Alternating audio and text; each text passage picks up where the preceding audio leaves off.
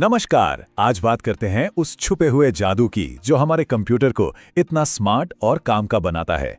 जी हाँ, हम बात कर रहे हैं ऑपरेटिंग सिस्टम की, या जिसे हम सब शॉर्ट में ओएस कहते हैं। तो कभी सोचा है कि सर्किट, तारों और चिप्स से भरा ये डिब्बा आखिर इतना स्मार्ट बनता कैसे है? भाई, इसमें जान कौन डालता है?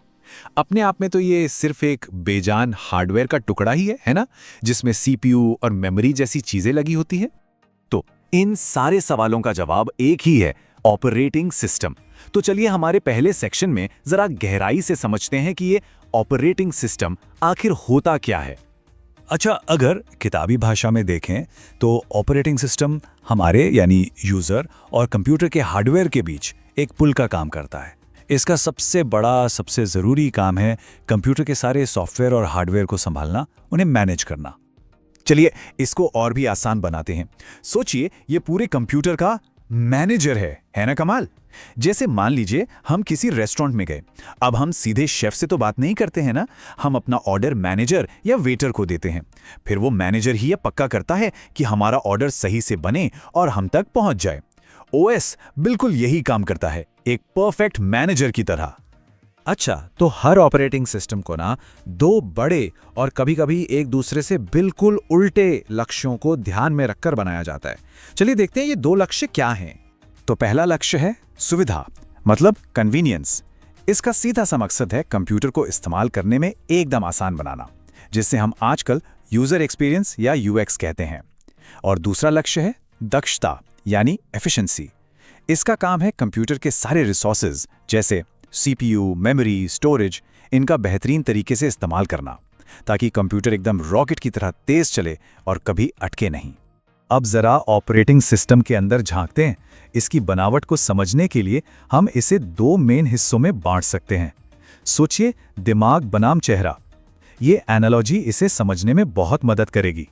तो ऑपरेटिंग सिस्टम का जो दिमाग है वो है कर्नल। ये ओएस का सबसे जरूरी एकदम कोर हिस्सा है। ये पर्दे के पीछे रहकर सारा भारी भरकम काम करता है, ठीक वैसे ही जैसे किसी कार का इंजन जो उसे चलाने की असली ताकत होता है। और फिर आता है शेल। ये है ऑपरेटिंग सिस्टम का चेहरा। ये वो हिस्सा है जिसके साथ हम मतलब यूजर्स सीधे बात करते हैं, बिल्कुल कार के डैशबोर्ड और स्टीयरिंग व्हील की तरह, जिससे हम पूरी कार को कंट्रोल करते हैं। आप देखिए, यहां जो बात सबसे दिलचस्प है वो है इन दोनों के बीच का कनेक्शन। कर्नल, जो कि कोर हिस्सा है, वो सीधे हार्डवेयर से बात करता है, जैसे सीपीयू और मेमोरी से। दूसरी तरफ शेल, जो बाहरी परत है, वो हमसे कमांड्स लेता है और फिर कुछ खास सिस्टम कॉल्स का इस्तेमाल करके कर्नल को बताता है कि भाई करना क्या है। एक बात और, ये कॉन्सेप्ट अक्सर एग्जाम्स में पूछा जाता है, तो इसे समझना बहुत जरूरी है। ठीक है, तो चलिए अब थोड़ा और आगे बढ़ते हैं। अब देखिए, दुनिया में कंप्यूटिंग से जुड़ी समस्याएं भी तो अलग अलग तरह की है ना, तो जाहिर है उन्हें हल करने के लिए ऑपरेटिंग सिस्टम भी अलग अलग तरह के बनाए गए हैं।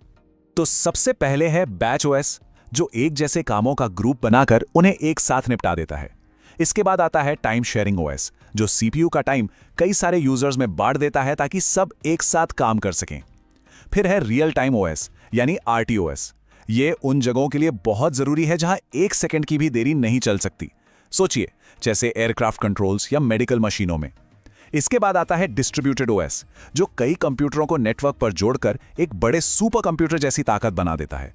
और आखिर में नेटवर्क ओएस, जो एक नेटवर्क पर फाइलें और प्रिंटर जैसी चीजें शेयर करने में हमारी मदद करता है। चलिए अब इन सब टेक्निकल बातों को जरा असल दुनिया से जोड़ते हैं, उस टेक्नोलॉजी से जिसे हम और आप सब रोज इस्तेमाल करते हैं। तो इसमें सबसे पहला और शायद सबसे जाना पहचाना नाम है विंडोज। ये दुनिया भर के ज्यादातर पर्सनल कंप्यूटर्स के लिए एक तरह से स्टैंडर्ड ऑपरेटिंग सिस्टम बन चुका है। फिर आता है मैक ओएस, जो कि एप्पल के लैपटॉप्स और डेस्कटॉप कंप्यूटर्स जैसे मैकबुक और आईमैक की जान है, उनका दिल है। और ये है लिनक्स, जो ओपन सोर्स की पावर को दिखाता है। ये फ्री है और सबके लिए खुला है। और पता है एक मजेदार बात, दुनिया के लगभग सभी सबसे तेज सुपर कंप्यूटर्स लिनक्स पर ही चलते हैं। कमाल है ना।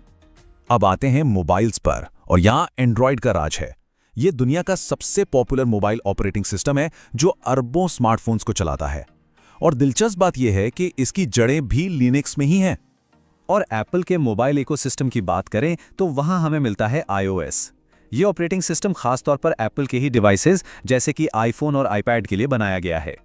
तो आज की इस पूरी बातचीत का निचोड़ क्या निकला, जल्दी से दोहराते हैं। पहली बात, ओएस हमारे और हार्डवेयर के बीच का जरूरी मैनेजर है। दूसरी, इसके दो मेन मकसद हैं, इस्तेमाल में आसानी और काम में तेजी। तीसरी, कर्नल इसका दिमाग है तो शेल इसका चेहरा। और चौथी बात, अलग अलग जरूरतों के लिए बैच ओएस और आरटीओएस जैसे अलग अलग ओएस होते हैं। सिंपल। और अब जाते जाते एक सवाल जिस पर हम सबको सोचना चाहिए। जैसे जैसे हमारे डिवाइस और भी ज्यादा स्मार्ट और एक दूसरे से कनेक्ट होते जा रहे हैं, तो ये सोचना वाकई दिलचस्प है कि आने वाले कल का, भविष्य का ऑपरेटिंग सिस्टम आखिर दिखेगा कैसा। इस पर सोचेगा जरूर।